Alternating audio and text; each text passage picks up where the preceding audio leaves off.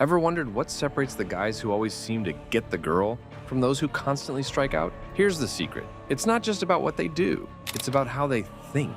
From field testing your best moves to seeing yourself as the ultimate prize.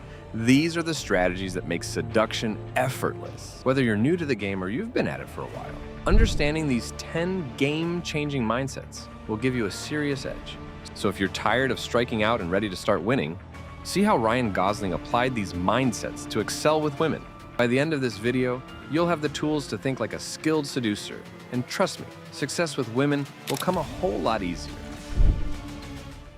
First up, if you want to know what really works, you've got to field test everything, no exceptions. Watch how Ryan Gosling's character, Jacob Palmer, tests various approaches with women, adjusting his strategy in real time based on what works and what doesn't. See how Ryan just walks up to a girl confidently and starts seducing her? Hi. Hi. How are you?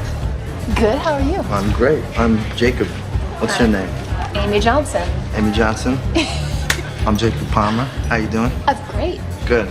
You are a scientist, but instead of working in a lab, your experiments take place in the real world where the stakes are high and the results are immediate. Skilled seducers don't waste time speculating on what might work. They go out and try it. Got a new approach or one you think could be a game changer? Don't just wonder about it. Test it out with real women. Even a small sample size of a few interactions will give you more insight than hours of theorizing. And here's the thing. Every time you test something, you're not just learning about what works. You're learning about yourself, gaining confidence, and refining your style. Think of it as your personal research project, except your lab rats are the lovely ladies you meet. Approach this with a sense of adventure, and hey, if you get a few laughs along the way, consider it a bonus.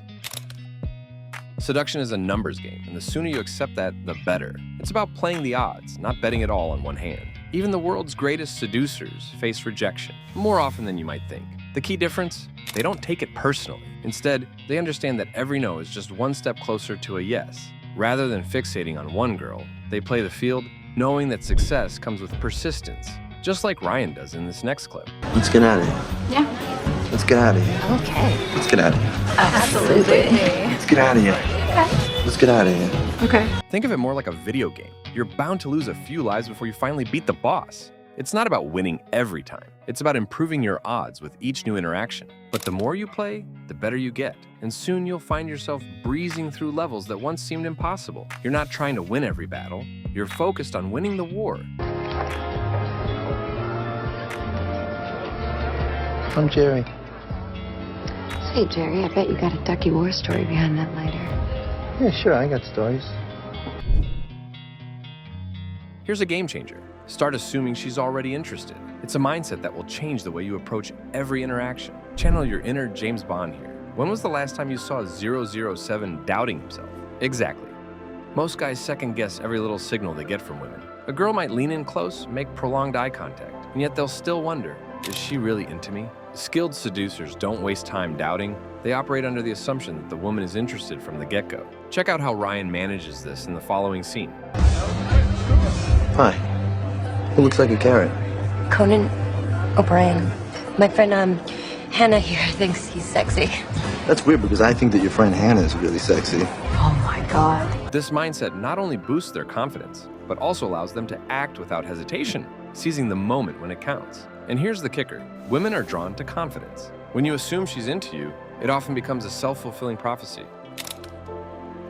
Imagine walking into a room thinking, she's great, but I'm the guy who's going to rock her world. Stop putting her on a pedestal. Confidence is key, but remember, arrogance can be just as attractive when you know how to wield it. Watch how Ryan demonstrates this in the next segment. My wife is having an affair with David Lindhagen.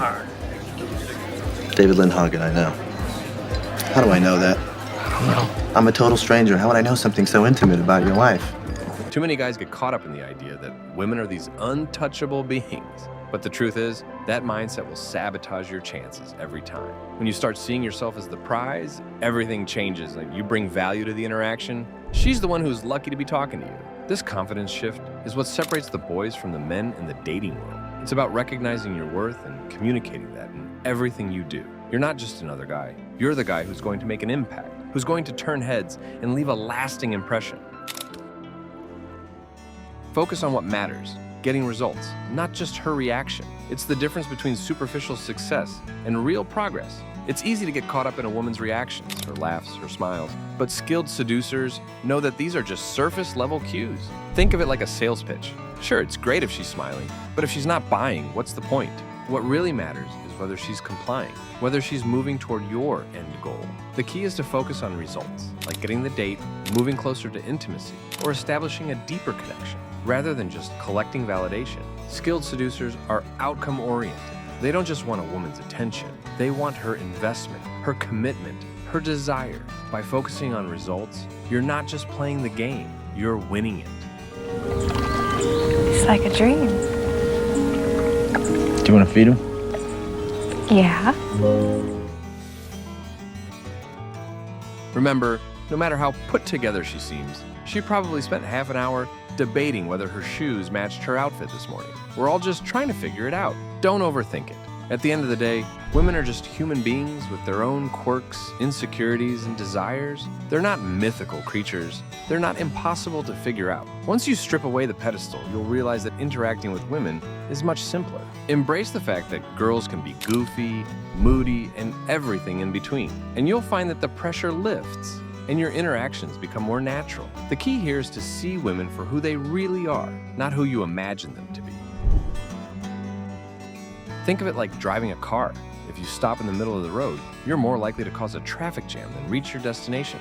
Momentum is your best friend in the game of seduction, and there's no worse feeling than getting stuck in the friend zone because you didn't move things forward when you had the chance. Observe Ryan's approach in the following scene. I mean, there's lots of beautiful women in this bar, your friend included. Hi. I love you. But I can't take my eyes off of you. That's a fact. It's not a lie. I find you very attractive. Timing is crucial. Once you've sparked interest, you need to keep pushing forward. Hesitation can kill attraction, so keep advancing. Whether that means escalating physically, deepening the conversation, or setting up the next date. Every interaction has a natural flow, and your job is to keep that flow going, guiding it toward the outcome you want. If you stop moving forward, you risk losing the connection you've built. When she pulls away, let her go. There's always another one. Chasing after a woman who's losing interest is a surefire way to waste your time and energy. It's far more effective to replace her with someone new rather than trying to win back someone who's already halfway out the door. This mindset not only saves you from unnecessary frustration, but also keeps you in control of your dating life. Ryan exemplifies this perfectly in the next clip.